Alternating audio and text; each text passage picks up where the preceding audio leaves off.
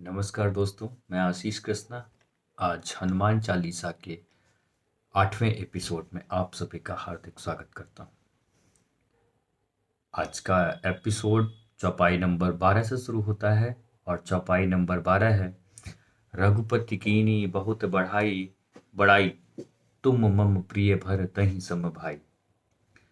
ये वो लाइनें हैं जो बताती हैं कि हनुमान जी की तारीफ राम जी और उनके साथ साथ कौन कौन कर रहा है। तो राम जी हनुमान जी की तारीफ करते हैं, और तारीफ क्यों कर रहे हैं उससे पहले के एपिसोड में हम कवर कर चुके हैं कि हनुमान जी ने कितने विवेकपूर्ण तरीके से सीता जी को खोजने में और उस पूरे युद्ध में रावण के संहार करने तक कैसा साथ दिया है। तो बड़ाई ऐसे ही नहीं होती है, मतलब किसी के दबाव में या कुछ कर घूस देने के बाद। बड़ाई का मतलब है ना है चापलूसी करने से बड़ाई होती है, वो टेम्परेरी होती है। तो हनुमान जी अपने वर्किंग स्किल्स, अपने विजडम के बेस पर जाने जा रहे हैं और जाने जाते हैं। तो राम जी हनुमान जी की बड़ाई करते हैं, लेकिन हनुमान जी राम जी से उस बड़ाई के बदले में कुछ नहीं मांगते। कुछ नहीं मांगते हैं सिवाय इसके कि राम जी का सेवक बन के उनको सेवा करने का मौका मिले।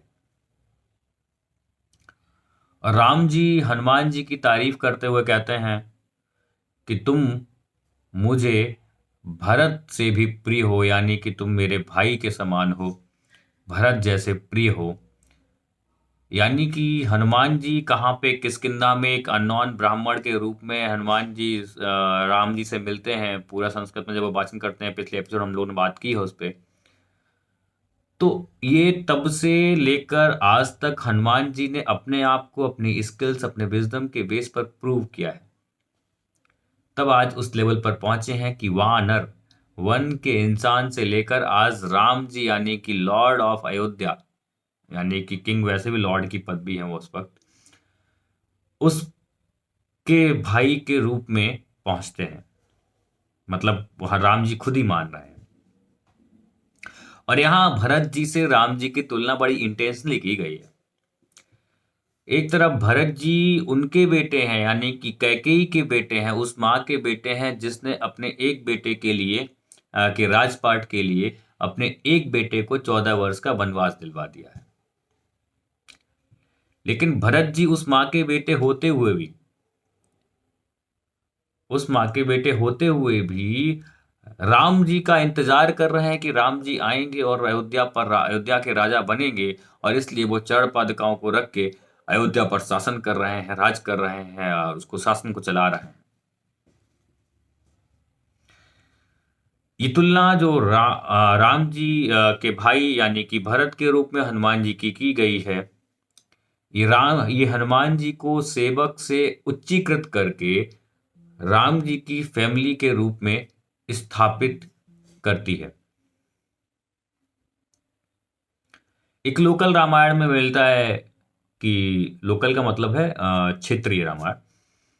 रामायण में मिलता है कि जब हनुमान जी संजीवनी लेकर उत्तर, यानी कि संजीवनी लेकर हिमालय पर्वत के पास से जब लौट रहे होते हैं अयोध्या होते हुए, तो भरत जी उनको देखते हैं। तो भरत जी को लगता है कि कोई षड्यंत्रकारी इस बड़े विशाल पर्वत को अयोध्या पर गिराने की साजिश कर रहा है।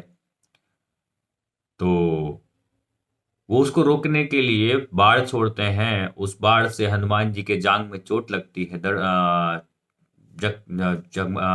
हनुमान जी की जांग में चोट लगती है।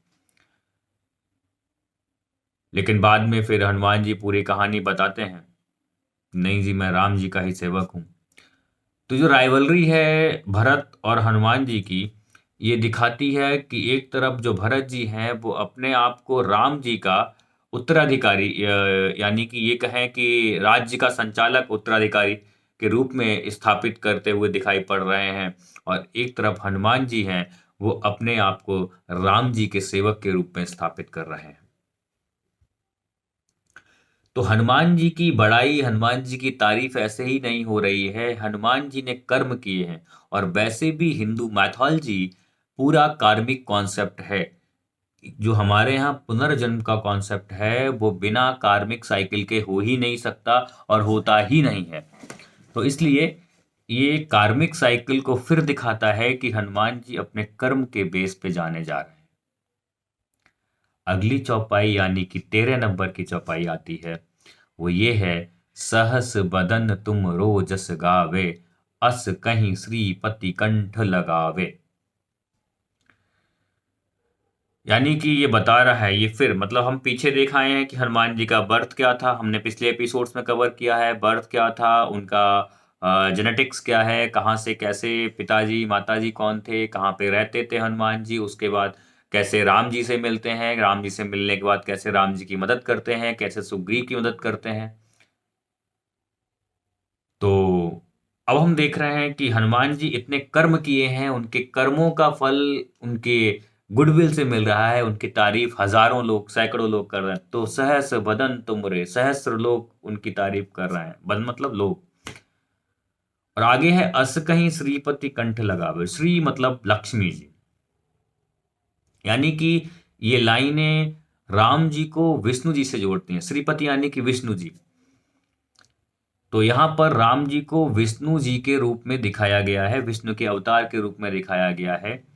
जैसा कि मैं आपको बता दूं कि वेदों में विष्णु जी का जो रैंक है, रैंक का मतलब है कि जो स्टेचर दिखाया गया है वो इंद्र से डाउन दिखाया गया है। और विष्णु जी को इंद्र जी के छोटे भाई के रूप में दिखाया गया है। और इंद्र राजा है, और राजा ही उस वक्त की सबसे बड़ी पदवी है। लेकिन जब हम पुराणों पे आते हैं तो पुराणों में विष्णु जी को अपर दिखाया गया है और विष्णु जी को बैकुंठ का राजा दिखाया गया है, यूनिवर्स का संचालक दिखाया गया है। ये पुराणों और वेदों में समय के साथ साथ हुआ ट्रांसफॉर्मेशन है, या चीजों को समझाने के लिए और उसको सिंप्लीफाई करने का तरीका भर है। और जो दिखाया गया है, फिर जब पुराणों पे आते हैं, पुराणों में विष्णु जी को राजा दिखाया गया है वैकुंठ का। और जो लक्ष्मी जी हैं, लक्ष्मी जी विष्णु जी की पत्नी हैं। और वो वरुण यानी कि समुंदर के जो देवता हैं वरुण, उनकी बेटी है। यानी कि लक्ष्मी जी वरुण की बेटी हैं। और वो विष्णु जी को अपने गार्डियन या अपने अभिभावक या अपने पति के रूप में स्वीकार करती हैं। और लक्ष्मी के दो रूप हैं, एक तो है भू और एक है श्री। लक्ष्मी का भू रूप वो है जो टेंजिबल है, जो टूट सकता है या समाप्त हो सकता है, हो जाता है कभी कभी भी। आप देखेंगे कई सारी मैथोलॉजी में मिलेगा कि लक्ष्मी जी विष्णु जी को छोड़ना पड़ता है, कई बार लक्ष्मी जी को, कई बार लक्ष्मी जी को विष्णु जी को छोड़ना पड़ता है। ठीक है। तो ये भू रूप है। और श्री रूप वो है जो इनटेंजिबल है। यश मतलब जो इनटेंजिबल यानी कि जिनको आप चीजें कोई तोड़ नहीं सकती हैं चीजें, वो। और अगर आप देखेंगे हनुमान चालीसा का पहला जो वर्ड है वही है श्री। श्री का मतलब है लक्ष्मी जी, अभी बताया। श्री मतलब लक्ष्मी जी के दो रूप हैं, एक भू और श्री। श्री गुरु चरण सरोज रज निज मन मुकुर सुधार, है ना। और यहां पर जो श्री आया है, हनुमान चालीसा का पहला शब्द जो श्री आया है, वो यहां पर सीता जी के लिए आप बोलेंगे कैसे? क्योंकि शाक्त ट्रेडिशन यानी कि शक्ति को मानने वाला जो ट्रेडिशन है, जो संप्रदाय है, वो मानता है कि जो हनुमान जी हैं वो सीता जी के शिष्य हैं। अब देखिए ये होता क्या है, समय के साथ साथ सब चीजें जितनी हाई पावर चीजें होती हैं, अथॉरिटेरियन चीजें होती हैं, या जो पावरफुल चीजें होती हैं, लोग अपने आप को उनसे जोड़ने की कोशिश करते हैं। ये हमेशा से ये सोसाइटी का रूल रहा है। तो अगर आप देखेंगे कि हनुमान जी को विष्णु संप्रदाय वाले मानते हैं कि हनुमान जी विष्णु के अवतारी राम के सेवक हैं। शैव संप्रदाय यानी कि शिव को मानने वाले लोग मानते हैं कि हनुमान जी शिव का ही अंश हैं, जिसको रुद्रावतार बोलते हैं। और शाक्त परंपरा यानी कि शक्ति को मानने वाले लोग मानते हैं कि हनुमान जी सीता जी के शिष्य हैं। और आप देखेंगे ये हो गई विष्णु जी और शिव जी की बात। और Brahma ji Brahma ji creator of world यानी कि संसार को बनाने वाले हैं। वो जंगल को उपजाऊ भूमि के रूप में कन्वर्ट करते हैं। वो प्रकृति को संस्कृति के रूप में कन्वर्ट करते हैं, यानी कि नेचर को वो कल्चर में बदलते हैं। और उन्हीं ब्रह्मा जी के दो बेटे हैं, मतलब एक दो दो संतानें, दो पत्नियां हैं, दिति और अदिति। तो एक से असुर पैदा हुए हैं, एक से देवता पैदा हुए हैं। यानी कि ब्रह्मा जी की दोनों नोड की संतानें जो हैं आपस में लड़ाई करती रहती हैं, यानी कि उनके बीच में हमेशा कन्फ्लिक्ट बना ही रहता है। और ये कन्फ्लिक्ट क्यों होता है? क्योंकि ब्रह्मा जी जो हैं वो वो समृद्धि तो देते हैं लेकिन शांति नहीं देते। और एक तरफ शिव जी हैं जो शांति तो देते हैं, समृद्धि नहीं होती है। इसलिए शिव जी की पूजा होती धतूरे से, बेलपत्र से, जो naturally free of cost available है। लेकिन विष्णु जी हैं, जो ब्रह्मा जी हैं, उनके पास समृद्धि है, पूरा नेचर है, सब कुछ है, उसके क्रिएटर है, लेकिन उनके यहाँ पीस नहीं है। और आपने देखा होगा शिव जी और ब्रह्मा जी एक दूसरे के अपोनेंट हैं। इसीलिए आपने अक्सर सुनी भी होगी कहानी कि ब्रह्मा जी के 5 मुख थे, तो शंकर जी को एक बार गुस्सा आया तो शंकर जी ने उनका 5वां मुख अलग कर दिया। तो ये दिखाता है कि ब्रह्मा जी और शिव जी एक दूसरे के opponent, opponent in the sense symbolically opponent क्यों हैं? क्योंकि ब्रह्मा जी के पास समृद्धि तो है लेकिन शांति नहीं है, और शिव जी हैं जो हिमालय पर रहते हैं और फुल्ली शांत है, फुल्ली पीसफुल है, और लेकिन समृद्धि का कोई चांस नहीं वहां पे। तो इन दोनों के बीच की कड़ी है विष्णु जी। विष्णु जी इन दोनों चीजों को बैलेंस करते हैं, यानी कि ब्रह्मा और शिव के बीच में जो बैलेंसिंग का काम कर रहे हैं वो कौन है? विष्णु जी हैं। और विष्णु जी की एक खास आदत है, वो लक्ष्मी यानी कि श्री को कंट्रोल नहीं करते हैं। जैसे राक्षस लोग हैं वो श्री को कंट्रोल करने की कोशिश करते हैं, हाय मेरे पास इतनी हो, मेरे पास इतनी, सब कुछ मेरे ही पास हो। तो इसीलिए लक्ष्मी जी विष्णु जी को अपने पति के रूप में चयन करती हैं, क्योंकि वो उनको कंट्रोल करने की कोशिश नहीं करते हैं। और यही बैलेंसिंग को सिखाने के लिए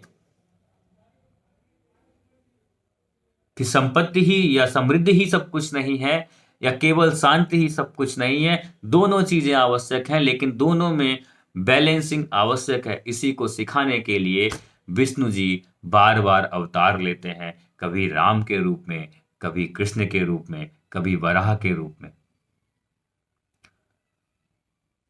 तो this is the whole concept behind these words. They're the symbol of Vedic knowledge and secrets of that lifestyle. This is the great teaching for us from the ancient ages.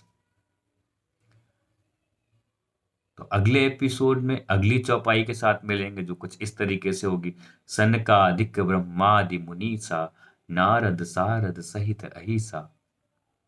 तब तक के लिए जय हनुमान, जय श्री राम।